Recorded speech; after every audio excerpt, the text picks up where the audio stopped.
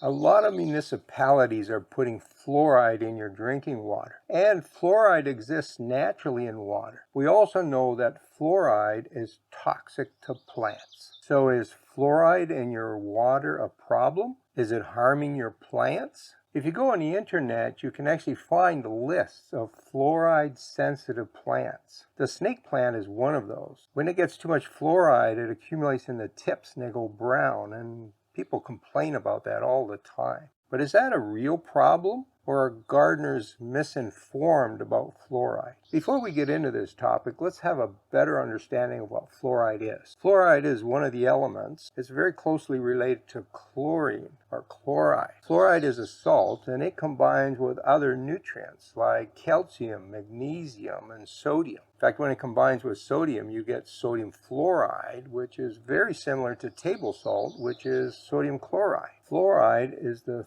13th most common element on Earth, and you find it almost everywhere. It's in soil, it's in water, it's in the air, and it's inside every living organism. It's a very natural chemical. Is fluoride toxic to plants? As with all toxicities, this depends very much on the dose. If plants are exposed to too much fluoride, it will harm them. Fluoride can cause visible injury as well as reduce the growth rate. These two are mutually exclusive, so even if you don't see damage, the growth rate can still be affected. Fluoride toxicity affects germination, growth, photosynthesis, and yield. It interferes with calcium, which is essential in fertilization. Symptoms include chlorosis, marginal and tip burn, decreased seed production, and the drop of leaves, flowers, or fruits. Fluoride is found in all plants, fruits, and vegetables, but it is not an essential nutrient. Plants grow just fine without it. Fluoride is absorbed by plants through the stomata as they take in air and through roots when they absorb water, but it is not very mobile in plants. When absorbed through roots, much of it stays in the root. Fluoride that reaches a leaf usually stays there and migrates to the tip and margins of the leaf, where it accumulates, causing brown tissue if levels get high. Most of the fluoride in soil combines with other ions like calcium to become insoluble, and then plants can't absorb it. It is also held strongly by clay and organic matter, especially in more alkaline conditions. Fluoride is a bigger problem in soil with a low pH or low amounts of clay and organic matter. Most houseplants are grown in soilless mix, so they have no clay and little active organic matter, making fluoride toxicity more of a problem in such soils. Peat moss is not as effective at holding nutrients as other forms of organic matter. Some plants are reported to be more sensitive to fluoride than others. That should not be a surprise because each species of plant has a slightly different biochemistry. Some plants accumulate up to 4,000 parts per million and do not show signs of toxicity, while others show signs at 20 parts per million. These numbers are the accumulated fluoride levels in the plant, not the levels in the irrigation water. The key question is, what is the toxic dose for fluoride? How much fluoride is too much? An experiment was carried out to determine the level of fluoride that causes brown tips in spider plants. Plants were treated with various amounts of fluoride, and after 6 weeks, there was no sign of fluoride toxicity even at 316 parts per million. The same study also looked at the spur flower, which is also reported to be sensitive to fluoride, and doses of 100 and 316 parts per million produced some leaf browning on older leaves. I've documented a number of other studies in my article on gardenmyths.com, and in summary, they indicate that plants vary wildly to fluoride toxicity. There is no single dose that is toxic. It depends on the plant type and growing condition. Plants are not as sensitive to fluoride as believed by most gardeners, with several reports suggesting that fluoride gets blamed for a lot of damage that is probably due to other factors. A level of 1 part per million fluoride is considered safe in the horticulture industry, but they do caution that some plants may be more sensitive. Most studies are short-term, and it is known that fluoride accumulates over time. Low doses may not affect plants very much short-term, but over the long term, the effect may be more pronounced. A lot more research is needed.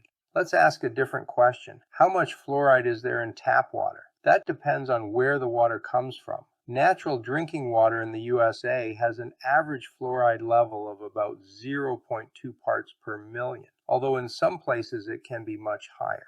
Areas in Colorado can have levels as high as 14 parts per million. Water sources with high natural fluoride affect up to 60% of populations in Pakistan, the African continent, Thailand, China, and Sri Lanka. Values as high as 18 parts per million are found. Levels in bottled water in Australia tend to be below 1.6 parts per million. The United States Public Health Service recommends an upper level of 0.7 parts per million. The Canadian Drinking Water Guideline maximum recommended level for fluoride is 1.5 parts per million, and in the Alberta Health Drinking Water Guideline, it is 2.4 parts per million. Some people suggest boiling water to remove fluoride. This is a myth and may be spread because people confuse fluoride with chloride. Chloride can be boiled off, but fluoride cannot. Most home tap filtration systems, like Brita and Purr, do not remove fluoride. The types of filters that do remove fluoride are activated alumina filters, reverse osmosis units, and distillation setups. What about fluoride in tea and coffee? Tea plants are known fluoride accumulators. Brewed tea contains fluoride in the range of 1.6 to 6.8 parts per million due to the tea, not the water. Brewed coffee has less than 1 part per million fluoride. Pouring cold tea on plants is not a good idea. Will fluoride in tap water harm plants?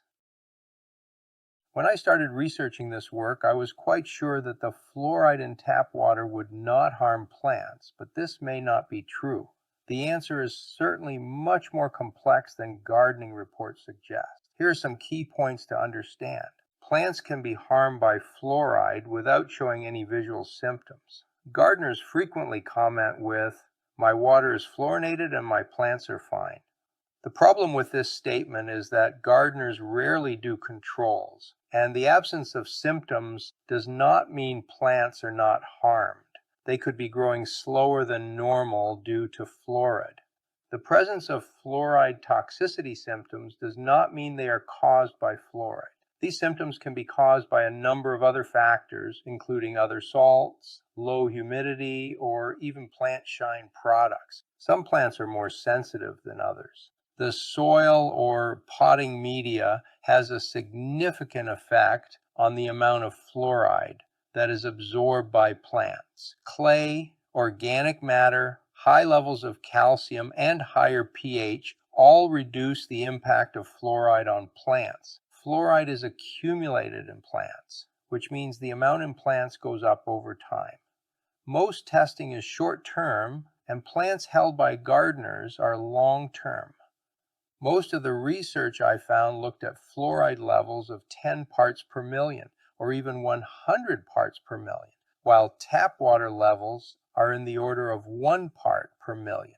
I found very little data on the effect of fluoride at 1 part per million and no long-term studies. It is quite possible that low levels of fluoride do not harm plants during the relatively short production and nursery phase, while harming them once grown for several years by gardeners. The level of fluoride in most tap water, even if it is fluorinated, has a level of about 1 part per million. That level does not seem to cause visible symptoms on most plants. We don't know if it stunts growth. Garden plants are less likely to be affected because they tend to grow in soil containing clay and organic matter. This is especially true if the pH is above 6. Sandy soil or peat-based soils with very low pH can be a problem. Houseplants are more likely to suffer damage from fluoride since they don't grow in soil. The common media used is peat-based, which tends to be acidic. Indoor plants are also watered more often since homes are drier, which adds more fluoride to the plant. If your tap water has a higher pH or is more alkaline, you will have less of an issue with fluoride. Now that you know all about fluoride, what can you as a gardener do to reduce the amount of fluoride that your plants get? Use fertilizer that does not have fluoride in it. Most synthetic fertilizers don't have fluoride, but some of the organic fertilizers do because fluoride is part of every living organism. It's a good idea if your fertilizer contains a little bit of calcium because calcium combines with fluoride, removing it from the system. So plants no longer have access there. The fluoride's still there, but plants can't get to it. Repot more frequently because fluoride does stick to particles in the soil. So if you repot once a year, you kind of get rid of all the fluoride you've collected over that year from your watering system. Use rainwater as often as you can. Keep your pH above 6. If the pH is a little higher, fluoride is rarely a problem with your plant. But once you get below a pH of 6, it can do more damage to your plant. Don't pour your cold tea onto your plants. I don't know why you do that anyways, but some people do. If you think your plant has fluoride damage, have a real close look because in most cases, it's not due to fluoride. You have other cultural problems that you need to take care of. Fluoride might be one of the last things you should blame. Check with your local water supply company and they'll tell you how much fluoride you have in your water. If it's below 2 parts per million, don't worry about it. It's not an issue. My local water is 0.33 parts per million, so I don't worry about fluoride. Happy gardening.